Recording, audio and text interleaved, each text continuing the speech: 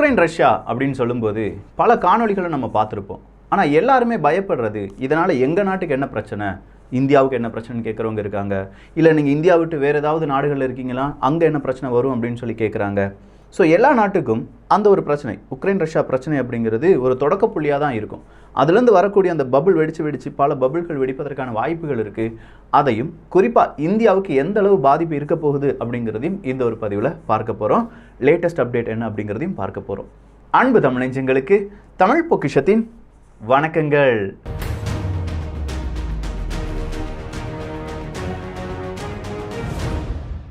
Russia Ukraine அப்படின்னு சொல்லும்போது இது இரண்டு நாட்டு பிரச்சனை கிடையாது. அமெரிக்கா வந்துட்டாங்க, யூகே வந்துட்டாங்க, ஃப்ரான்ஸ் வந்துட்டாங்க, ஜெர்மனி வந்துட்டாங்க, அப்படி இப்படின்னு சொல்லி பல நாடுகள் இப்போ உள்ளே குதிச்சிட்டாங்க. ஸோ இப்போ G7 நாடுகள் என்ன சொல்கிறாங்க அப்படின்னு கேட்டிங்கன்னா, இல்லைப்பா இதை பேச்சுவார்த்தையில் முடிச்சுக்கலாம்ப்பா அப்படின்னு சொல்லி G7 நாடுகள் ஒரு கூட்டத்துக்கு வராங்க. இன்னொரு இடத்துல G20 நாடுகள் என்ன சொல்கிறாங்கன்னா, இன்றைக்கி தான் அறிவிப்பு கொடுத்துருக்காங்க. G20 நாடுகள் என்ன சொல்கிறாங்கன்னா, இப்போ இதனால் பலவிதமான இன்ஃப்ளேஷன் வரும், எல்லா நாட்டிலையுமே பலவிதமான பொருளாதார சிக்கல் எல்லாமே வர்றதுக்கான வாய்ப்புகள் இருக்குது, சீக்கிரமாக அதை முடிப்பதற்கான வாய்ப்புகளை கொஞ்சமாக பாருங்கள், பேச்சுவார்த்தையில் முடிக்கிறதுக்கு பாருங்கள், யுத்தம் வேண்டாம் அப்படின்னு சொல்லியிருக்காங்க. யுத்தம் அப்படின்னு சொல்கிறோமே, இதை நாம் மட்டும்தான் சொல்லிட்டு இருக்கோம் அப்படின்னு பார்த்தா அமெரிக்க ஊடகங்கள் இப்போ மறுபடியும் அந்த யுத்தம் அப்படிங்கிறத ரொம்ப ஸ்ட்ராங்காக சொல்ல ஆரம்பிச்சிட்டாங்க. எப்படி அப்படின்னு கேட்டிங்கன்னா, நேற்று ரஷ்யா சொன்னாங்க, இல்லை நாங்கள் எங்களுடைய படையை இந்த இடத்துலேருந்து இந்த இடத்துக்கு கொண்டு போயிட்டோம்ப்பா, நாங்கள் கொஞ்சம் இடத்துலேருந்து வாபஸ் வாங்கிட்டோம் அப்படின்னு சொன்னாங்க. ஆனால் நேட்டோ படையினுடைய தலைவர்லாம் என்ன சொன்னார்னா, இல்லை நீங்கள் வாபஸ் வாங்கலை, பீரங்கிகளை ஒரு ரயிலில் ஏற்றி அந்த பக்கம் போகிற மாதிரி ஒரு ஃபோட்டோ போட்டிங்கன்னா நீங்கள் என்ன செஞ்சிட்டீங்க, சாதாரணமாக படையை விலக்கி விட்டதாக அர்த்தம் கிடையாது, எங்களுக்கு தேவையானது மீனிங்ஃபுல்லான ஒரு டீஎஸ்கலேஷன், இந்த மாதிரி இடங்களிலிருந்து முழுவதுமாக உங்களுடைய படையை நீக்க வேண்டும் அப்படின்னு சொல்லி நேட்டோ படை சொல்கிறாங்க. ஸோ நேட்டோ இப்படி சொல்லிட்டு இருக்கும்போது ரஷ்யா என்ன சொல்கிறாங்கன்னா, இதுக்கெல்லாம் காரணம் அமெரிக்கா தான் அப்படின்னு சொல்கிற அந்த வார்த்தையை நம்ம எடுத்து பார்த்தோம்னா, இன்றைக்கி மறுபடியும் அமெரிக்கா என்ன சொல்லியிருக்காங்க, போலந்து நாட்டு பக்கம் நிறைய ட்ரூப்ஸ், அமெரிக்காவினுடைய இராணுவ வீரர்கள் போலந்து நாட்டு பக்கம் போங்க, ஏன்னா அங்கேருந்தும் இந்த மாதிரியான உக்ரைன் பிரச்சனை வர்றதுக்கான வாய்ப்புகள் இருக்குது அப்படின்னு சொல்லி போலந்தில் அவங்களுடைய படையை குவிச்சிருக்காங்க. நேட்டோ படை அப்படின்னு சொல்கிறது பல நாடுகளில் இப்போது பறந்து விரிந்து ரஷ்யாவுக்கு எதிரான நடவடிக்கைகளில் ஈடுபட போகிறது. இப்படி நேட்டோ அவங்களுடைய எக்ஸ்பான்ஷன் எல்லாமே செஞ்சிட்ருக்காங்க. இப்போ இந்தியா பக்கம் நம்ம நிற்கலாம். இந்தியா எந்த பக்கம் ப்ரோ நிற்கும், அமெரிக்கா என் பக்கம் தான் நிற்கணும்னு சொல்லுது, ரஷ்யா இதுவரை எதுவும் சொல்லலைனாலும் அவங்க மனசில் நம்ம கிட்ட தான் நிற்பாங்க அப்படிங்கிற ஒரு எதிர்பார்ப்பு ரஷ்யாவுக்கு இருக்கும். ஸோ இந்தியாவினுடைய நிலைப்பாடு என்ன அப்படின்னு கேட்டிங்கன்னா, அஸ் யூஷுவல் இந்தியா என்ன தான் செய்ய போகுது, நடுநிலைமையாக இல்லைப்பா நான் எங்கேயுமே கிடையாது, அணிசேரா கொள்கை அப்படிங்கிறத என்னுடைய கொள்கை அப்படின்னு சொல்லி நிற்க போகிறாங்க. இதுக்கான வேறொரு ப்ரூஃப் இருக்குது. 2014 கிரீமியா அப்படிங்கிறத ரஷ்யா அவங்களுடையது அப்படின்னு சொல்லி சொந்தம் கொண்டாடினாங்க. இந்த நேரத்திலும் ரஷ்யாவுக்கு எதிராக நீ கிளம்ப வேண்டும், இல்லாட்டி பெரிய அளவு பரப்புரை செய்ய வேண்டும் அப்படின்னு சொல்லி பல நாடுகள் இந்தியாவுக்கு ஒரு ப்ரெஷரை கொடுத்தாலும் இல்லை அது ஏன் பிரச்சனை கிடையாது, கிரீமியா அப்படிங்கிறதும் இல்லாட்டி அதை சுற்றி இருக்கும் வரலாறும் சோவியத் யூனியன் ரஷ்யாவினுடைய பிரச்சனை, சோவியத் யூனியன் ரஷ்யாவிலிருந்து ரஷ்யாவாக பிரிந்திருக்கும் ரஷ்யாவினுடைய பிரச்சனை, அதை கேட்பதற்கு நான் யாரும் கிடையாது அப்படின்னு சொல்லி கொஞ்சம் அப்படியே நின்றுட்டாங்க, அந்த நியூட்ரல் ஸ்டாண்ட்லேயே நின்றுட்டாங்க. இப்போ உக்ரைன் பிரச்சனையும் இந்தியா இப்படித்தான் அணுகப் போகிறது. இந்த அணுகப் போகிறது அப்படின்னு சொல்லும் போதே இது ஐநா சபைக்கு கொண்டு போய்விட வேண்டும் அப்படின்னு சொல்லி அமெரிக்கா ரொம்ப பெரிய அளவில் முயற்சிகள் எடுக்கிறாங்க. இன்னைக்கு அமெரிக்காவினுடைய ஸ்டேட் செக்ரட்டரி அந்தோனி பிளிங்கன் அவர்கள் என்ன செய்கிறார்னா, நேராக அவர் ஜெர்மனிக்கு போக வேண்டிய ஒரு கட்டாயம், ஜெர்மனிக்கு போகிறத விட்டுட்டு அவர் ஐநா சபைக்கு அவருடைய ரீரூட் பண்ணி, அந்த பிளானிங்கை ரீரூட் பண்ணி ஐநா சபையினுடைய முக்கியமான தலைவர்களுடன் பேச்சுவார்த்தையில் ஈடுபடுறாங்க. ஸோ ஐநா சபை இப்போ ரஷ்யாவுக்கு எதிரான ஒரு தீர்மானத்தை கொண்டு வருவதற்கான வாய்ப்புகள் இருக்குது. அந்த வாய்ப்புகளின் அடிப்படையில் இப்போ ரஷ்யாவில் என்ன நடந்துகிட்ருக்கு அப்படிங்கிறதையும் ஐநா சபை உற்று கவனிக்க வேண்டும். கடந்த 24 மணி நேரத்தில் 60 சீஸ்ஃபயரை தாண்டிய யுத்தங்கள் இல்லாட்டி பலவிதமான தாக்குதலை உக்ரைன் அரசாங்கம் கண்டிருக்கிறது அப்படின்னு சொல்கிறது உக்ரைனுடைய செய்தி ஊடகத்தினுடைய ஒரு செய்தி. ஸோ 60 முறை அங்கே தாக்குதல் நடந்திருக்கு. அதுவும் குறிப்பாக ரஷ்யாவுக்கு ஆதரவாக இருக்கக்கூடிய டான்ஸ்டக்கா இருக்கட்டும் இல்லாட்டி லுஹன்ஸ்கா இருக்கட்டும், இந்த இரண்டு இடங்களிலுமே மாற்றி சண்டை போட்டுக்கிறாங்களாம். ரஷ்ய ஆதரவாளர்கள், உக்ரைன் ஆதரவாளர்கள் அப்படிங்கிறவங்க பல கிராமங்களில் குண்டுகளை போடுறது, துப்பாக்கி வச்சு சுடுறது, அப்படி இப்படின்னு சொல்லி பிரச்சனைகள் அங்கே ஆரம்பித்து விட்டது. ஸோ டோட்டலாக எக்கனாமி அப்படிங்கிறது உக்ரைனுக்கும் ரஷ்யாவுக்கும் பாதிப்படைஞ்சிருக்கு. அது கூடவே உள்நாட்டு பிரச்சனையும் ஏற்படுத்தியிருக்காங்க. இதன் வழியாக குளிர்காயக்கூடிய நாடுகள் மேற்குலக நாடுகளாக இருந்தாலும் ரஷ்யாவுக்கு ஒரு பெரிய ப்ரெஷரை கொடுக்கணும் அப்படிங்கிறதுல இவங்க உறுதியாக இருக்காங்க. ஆனால் ரஷ்யாவும் நீ எவ்வளோதான் ப்ரெஷர் கொடுத்தாலும் நான் இப்படித்தான், என்னால் இதுதான் செய்ய முடியும் அப்படிங்கிறத அவங்களும் ஸ்ட்ராங்காக இருக்காங்க. ஸோ இந்தியாவை பொறுத்த வரைக்கும் இது பொருளாதார சிக்கலுக்கு வழிவகுக்குமா அப்படிங்கிற ஒரு கேள்வி இருக்குது.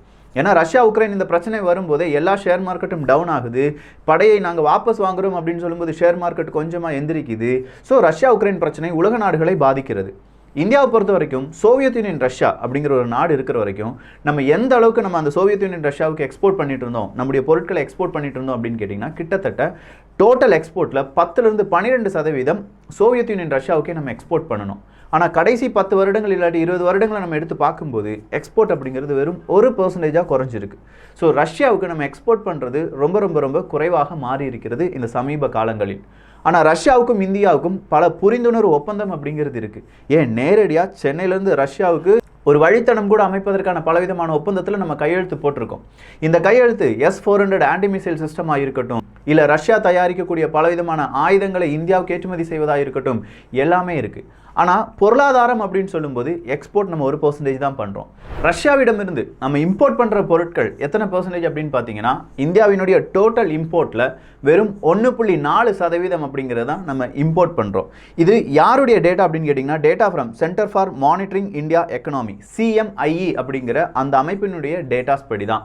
ஸோ இந்த அமைப்புப்படி பார்க்க போனால் நம்முடைய எக்ஸ்போர்ட் 1% இருக்குது, நம்முடைய இம்போர்ட் 1.4% இருக்குது. இது பெரிய அளவு ஒரு மாற்றத்தை நமக்கு ஏற்படுத்தாது, ஒரு தாக்கத்தையும் ஏற்படுத்தாது.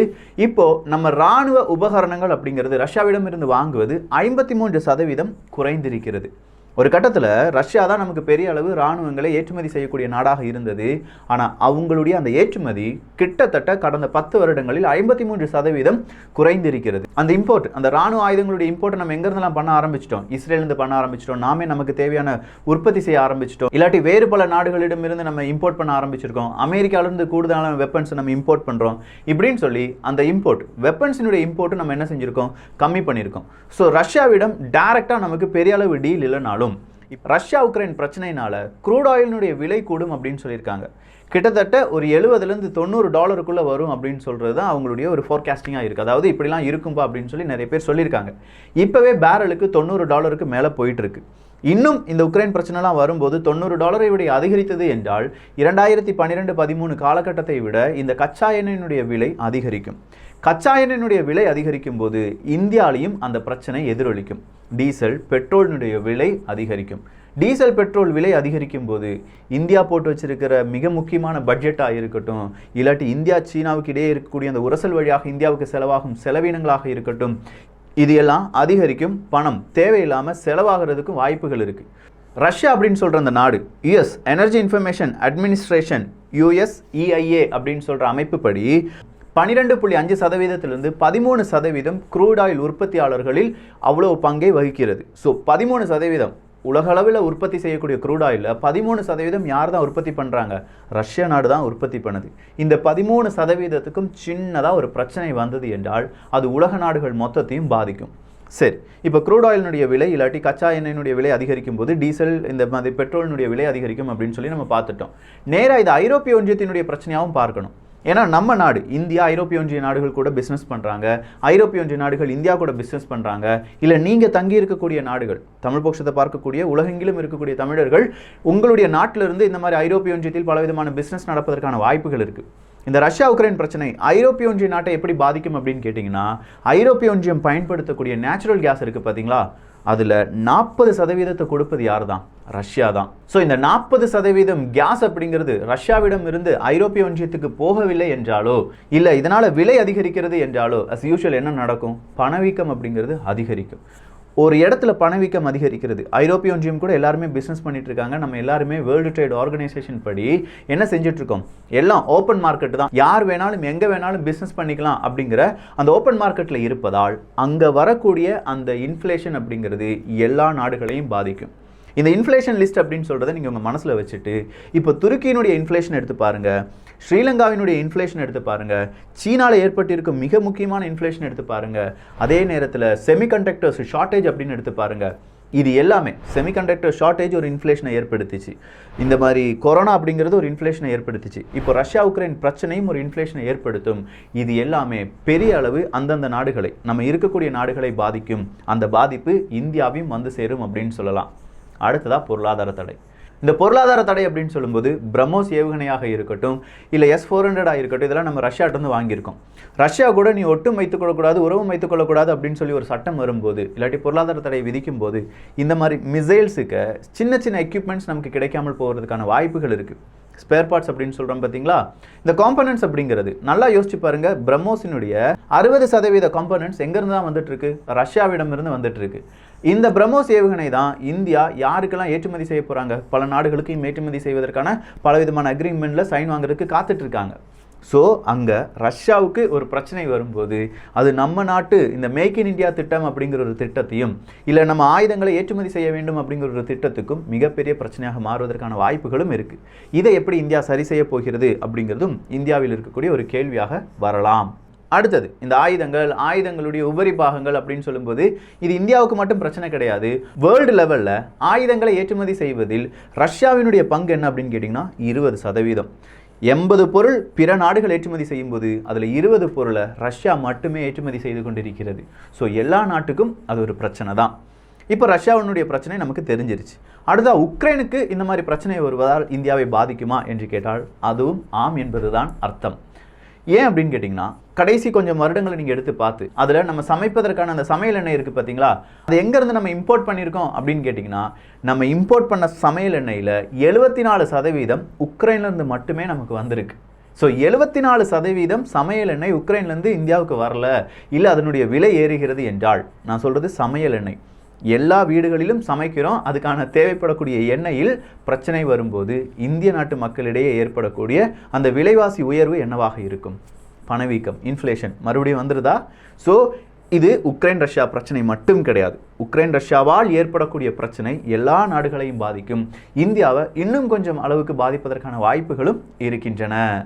ஓவராலாக உங்களுக்கு சில விஷயங்கள் புரிஞ்சிருக்கும். இப்படி கச்சா எண்ணெயினுடைய விலையேற்றமாக இருக்கட்டும், இல்லாட்டி இயற்கை வாயுனுடைய விலையேற்றம் காரணமாக ஐரோப்பிய ஒன்றியத்தில் வரக்கூடிய பிரச்சனையாக இருக்கட்டும், இல்லை இந்த மாதிரி சமையல் எண்ணெய் பிரச்சனையாக இருக்கட்டும், அவங்களுடைய ஆயுத ஏற்றுமதியாக இருக்கட்டும், இப்படின்னு சொல்லி பல பிரச்சனைகளுக்கு மத்தியில் 2 வல்லரசுகள் மறுபடியும் அவங்களுடைய கேமை ப்ளே பண்ணிட்டு இருக்காங்க.